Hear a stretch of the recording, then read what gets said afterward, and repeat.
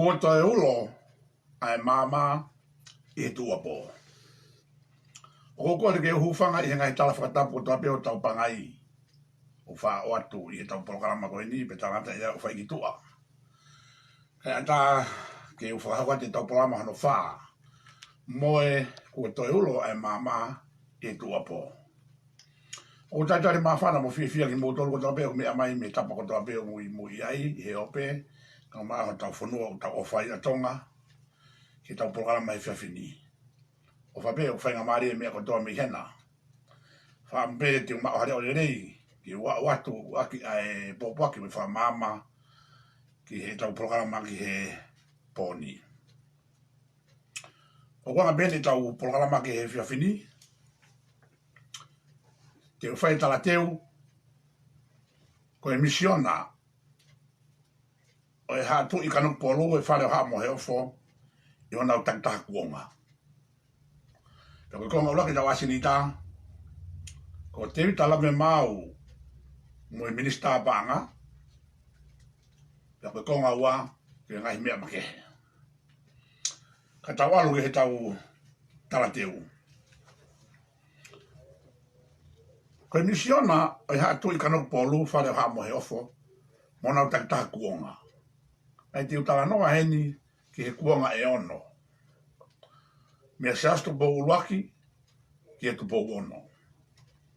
Ko kim se astu po uluaki ko ha visione whakatuputupulangi. E aho wha no mea ma tawalu fit ni ma. Ai tuk whanua I po ono. Ko a COVID-19 te whaka itaniti.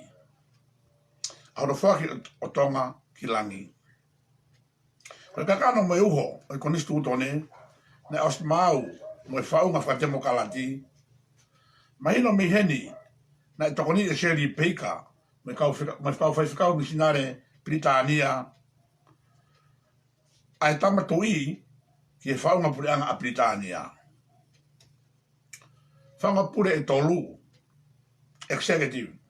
Seductory. Legislative. Hano pure I wharere pureanga. Whakamauanga. Pea mai wharearea. Pea lawa o wahe e koristo tene ko konga lahi e tolu. Uluaki. Ko e totonu e tangata tonga. Ua. Ko e whaunga pure anga. Ko e tolu. Ko e tau tuku whakaholo. Kere. Pea moi koloa. Pea kai ngātai. Nai whakailonga I henda hono whakatuu. Ai fuafua apiako e pure anga. Na e ui ke kolis pure anga e kolis tonga e kingi si aos tupo uluaki. Ko kimi si aos tupo ua o koe kia haku lave kia hiki hono kuonga ka te alwa uia heni ke he tu I tolu kia kuin salati tupo tolu. Na ne mei whakahoko ai konga lahi ai tarite me ngai whanua muri. He kai ki ngalo ai mea na e hoko I he NH ere ki Britania ki hiwa kalauni e tahine puini ko kuni Elizabeth wa e tahiwa ni matolu. Ai mea na e hoko I ai a hono tuaki o I foi piri o te I he kolope. He kai ngalo a hono whakatu a piako matiketika a tonga high school. Pea mahalo pe o whanonga mai a kau wako tutuku o a piako koe ni. Tau whakau tupo wha. Ma o na whakailonga lao me he university. Langa whakalaka o e whonua ai uafu malai whakapuna me ngahi ngau e kehe. Langa whakaekonomika ngau e anga mo i taki mamata. Hiki atonga ai tuunga o e ako ki olunga. O whakailonga ai atonga koe maarunga tahaini e ako i region i Pacific South e. Ka mona teo te i hono alo ko tu pouto a i hono misiona ka hoko. Ko sias tu pou nima. Ko ngawahi e ngā ue mai misiona a sias tu pou nima. Na e muaki teo i peia e hene eiki ke ne toki whakakakato. Uraki. Nā ne whaki ai hingoa tungi ki whanau a maatu. Ua. Whakakato ai riu whakatemo kalati ke riu whaunga pureanga ki he pureanga whakatui whakakonistu tone mo whakatemo kalati. Ko sastupo nima na e mahino lerei i hono teu e hene eiki e ta whau tupo wha hono awe ki Britania i ne mai moa ako i he apiako koe Royal Military Sandhurst College. Koe apiako eni o me iako ai whanau ai haatui i mamani. Whikawaki, pia me whaunga pureanga o Britania mo e mo ui whaka Western lifestyle. Newa e taino nou taha ai tui nima ka ua tohi i historia e whanua mo e kakai masiwa hono whakakakato e sastupo nima ai langi mamao o sastupo uluaki i pou ono hono whaki atonga ki langi whao mo e konistu tone ke mao e hono kakai ai tau ataina kakato ki e nau lea kere koloa ka maa ai lotu. Tamatui ko te pou ono maa veu a fio mai he poni.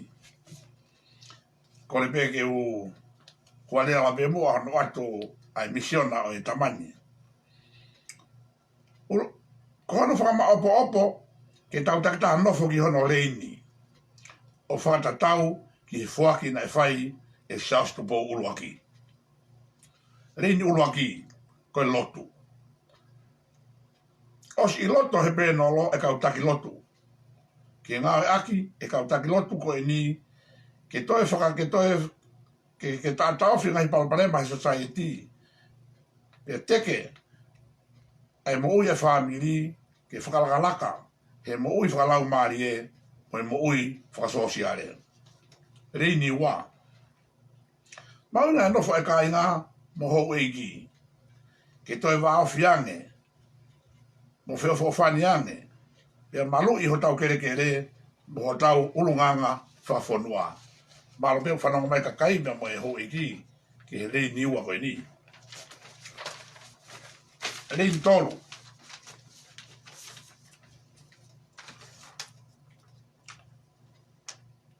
Whare area. Koe ka whawhonga e kakai ke na whao e lao o le rei. Pea ke whenā pasi mo e whaunga pureanga whakakonistu tone whakatemo kalati. Rin wha pureanga. Talanoa i he executive. Talanoa i neni ki he whao pia ririu ai lao ke tariui e kau mau mawhai o whatatau ki he pureanga whakatemo kalati pia pot tatau ai whakalere ai sino pure e tolu executive, legislative, mo constitutionary e he pure anga. Ka pau te whakamapopo ai whakaamu ka mo e visione a haa mo he ofo ki he kakaio e whonua o peheni ia. Ulaki, tau poupou ke lotu. Ua, muia ho tau tu whakaholo. Tolu, whare area, tokanga e toko tāwhitu ki he nau ngā ue. E ka wha, Pia mahu inga taha a executive ai pare mia mai kabineti ke nau taki le rei e pule le rei i whanua. Rela mai e tau talateu ki he fia fini. Tau alo tatoke tau ase ni ta. Ko nga ula ke tau ase ni ta. Ko te talawe mau mo minista paanga. Ko whehui o pehe. Ko hea ko hangai e kuoto e ulo e mama i tua po o to o a te talawe mau ke tau whae whaka mama whaka politikare i he pōni. E minista paanga ko kore whaka more more ki a koe e te wita na ke pehe kou wala ka koe i a whainga uhinga pea more ke mamao. Ko loto peke whaka mama i heni ko ina ko nga u pe mo fatongi o ke ia ta te ke kuanga ko ni utavia i tai mini i e penestemi ko ni o loto ke whaka wa ke ngai me alahi abitu mo fonua i hendi ko nga ko u i mau ina ko no o taka ba ia ha formatala inte fu to ato abitu ke be ko fu personal ka ko pe ko le ta pe ni ki bla ba wa ke kai Uloaki. Uhinga ina whiri a te ita he pōni ki tau ngāwe. Ko te vita koe tangata whakakuta makta haia he kabineti. Ua. Poto i hono mio i oi paanga. Tolu. I kai toi pehe mai koe haa ai lao moi whakamau a ngā. Ma oi te ita whenga loto koe ni. Whaa. Ko te vita be taha minista paanga ko takai tu oua mai ke sea koe ni. Nima. Tai minista paanga ai, a te vita he kuonga o akilisi, he wafitafi tu, na e tae loto, a minista paanga koni a te vita, ki ono kaniskeri ko e spoti, pasik saute he wafitaha iwa. Aki ene uhinga a ana. Ono. Na ke kau ngā whai te vita pe mosowareni, hono whau, ai me teki o whare area e wafetafi tō ti solution. Hoko, viri ki kihi panga tolu mano, ke to'o me whare paanga o ave ki palasi, ko e haunga o e tamatui, he ono huvi o St. George Building. Na e taofia to he e pare mia e a krisi. Ka e kai be whanonga ni stapa e gen. To e taofia i kai be. Tā koe ko si mau a te vita ia pea mo sawaleni ma mo tui baka no ke whai ko ni ti solution ngani whare area. E vite ke whare area i ai. Whato ai ange. Ai mea kona na whao koe ni ko whai palani pe ni a manaki e vite ke whare area pa whai ko te whiri ko ia e pare mia ai a sovareni peko te itala me mau. Mo whataka i tawalo e pōni ke tama koe ni, a hono ata mai, me mea koe kusia koe ki ai. Hoko. Kapau te mau manatu ko tōru tōru na mau ilo ke mako ke usosait whakatahataha koe ni tonga, hono tamate e te ita taimina le mai ma whai ke nanga pure i ai programa koe ni e pureanga. O mate society ia, kai hume ka o sia ina take over ki tau tōru. Kari fia, Hongo fulu. O kei tuku a ki alawe mau, ka mosuni a whiri, ki e paanga e kautaha waka a e hua. Ko e whamatala koe ni, na wama me kakai whalalaanga a pitipito mi eua, o kunau i he kautaha waka, pia mo e whonua, ka kunau longo, kono hinga, koe whuno koe lau nima kilu koe na e koe pange, na wherahanga pange o puke e waka. Ka wate pu whatoa i heni, e mea koe ni, e whaka e hongo whafofonga, e sunia whiri pepe ka te vita, o ai panga wharearea, o mono ai, ka te utoki lawe anai, ke tolu kilo ni mamano koe ni koe na awega ni kau taha waka e ua, no whairi whia mea koe ni. Ka tak pe e ua.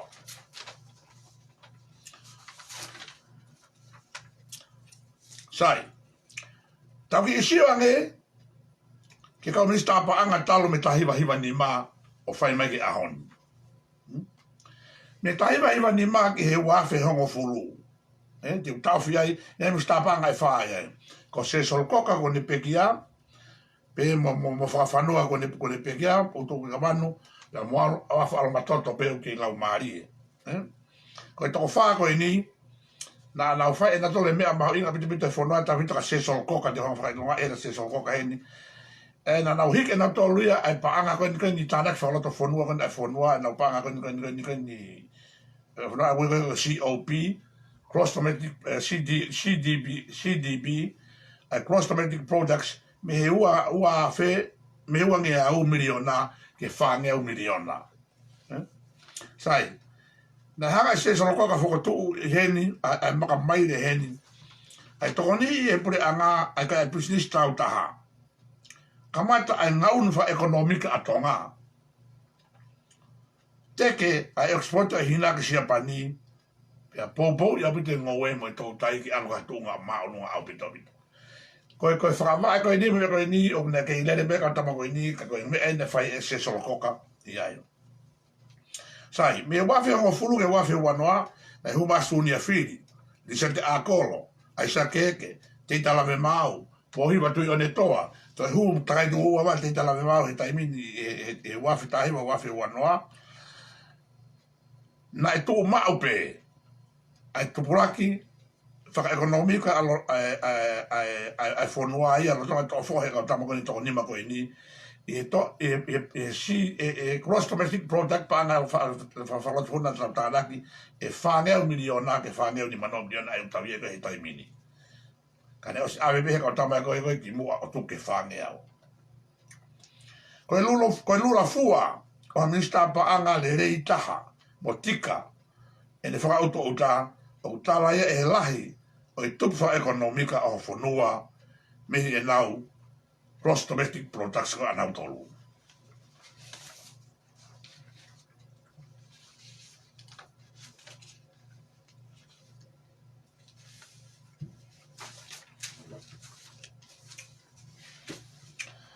Sai.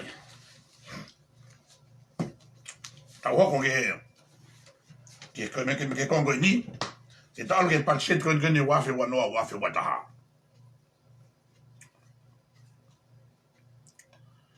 Koe tau mua ko ni film fola na mai no o pui aki e patset fa rifia ko ni. Mali e ves fola ia. Ko sihova ko kutari tau anga.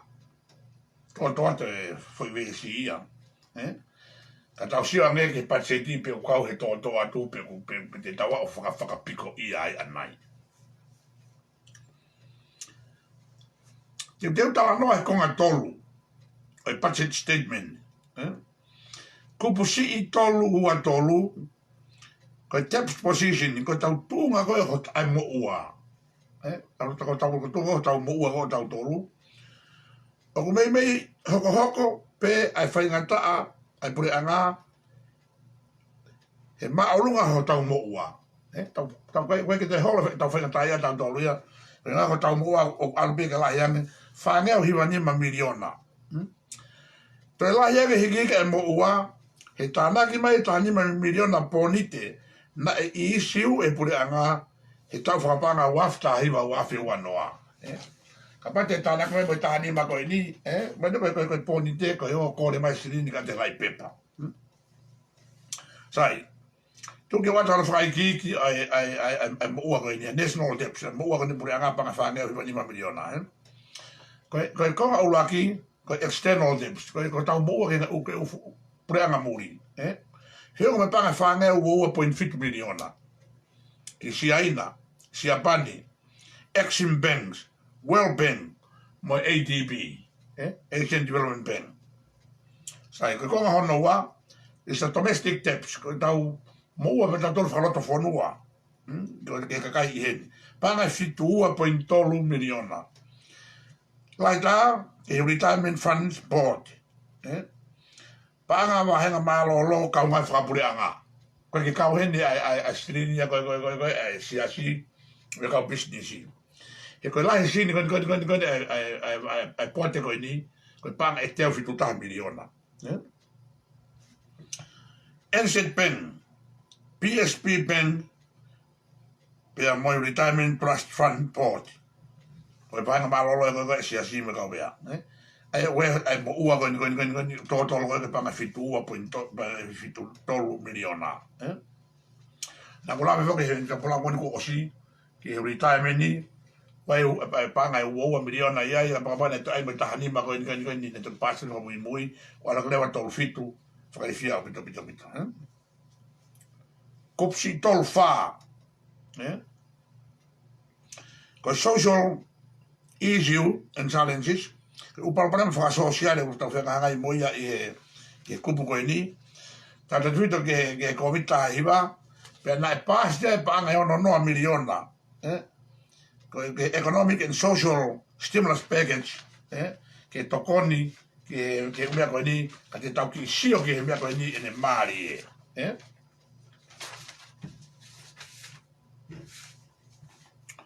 Ko fe hui. Ko fe tolu miliona na e pasi i fale area ke tokoni ke take mamata. Whanau mai take mamata, i longa pe koe na e hao lai sen take mamata.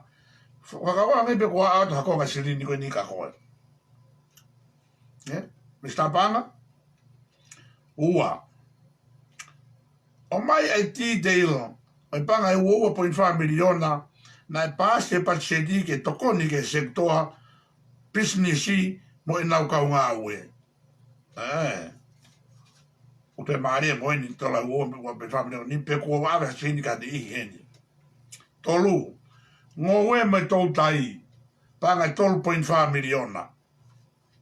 Fa, construction and manufacturing, ko langa ini mga whare ngā ue, tola 12 miliona. Nimba, ki whakatoa e nimba heni, ki whai ki whamamawhai nimba heni, ko astro tala patsedi, ko taki mamata, mo Prince Board. Taki mamata mo Prince Board, tola hango fulu miliona. Ki o ki tauwhi e. Na mo whanonga whake uko o sio no awe he Mr. Paangai tola e tolu kilu ni mamano ke kau taha waka a ewa. Te ulawe anai ki he ke patseti koe koe langa whakalakalaka ke ngai vai whonua. Te ai te maisa e wai o koe ke asa sirini e ke kau taha waka. Ka kono awe koe tolu kilu ni mamano koe niku awe. Ngari kia whiao na te wita na ke tau koe sini koe ni me kupu koe ni. E fuang miliona koe ni. Sai. Yo ki hono atu e ni. Ne mo tamatei foke mo tolu a ti palu mo ne kau taha. I ka ngata mo tamatei ko a ti palu. Na mo to e kai haasti e mo tolu e ne kau pailate. Kau engineer. Ave mo ne polisi whalere ngā ue. Te foke hamo mea pea mo tolu ia. Pea mo e manual. Whakateknikare. Hono whalere kone e whakapuna. E moutolu ia e moutolu. Sai. Ngari. Mas foi te tau pasto asini fale area ke lulu tai. Ka koe lulu tai ni ku rotola whengai koe mea pede ko tapini te ke lapa he paso ia o anga hana ngofua. He kura kei toi ume eke whakakato. Kei toi ume eke whakakato a bito ia whakateknikare mo ume ia whakangā ue. Kai toki pasi ke na upuna. Ka koe sirini mei whea ko ume aki. Ma tūna mlawe ko polokala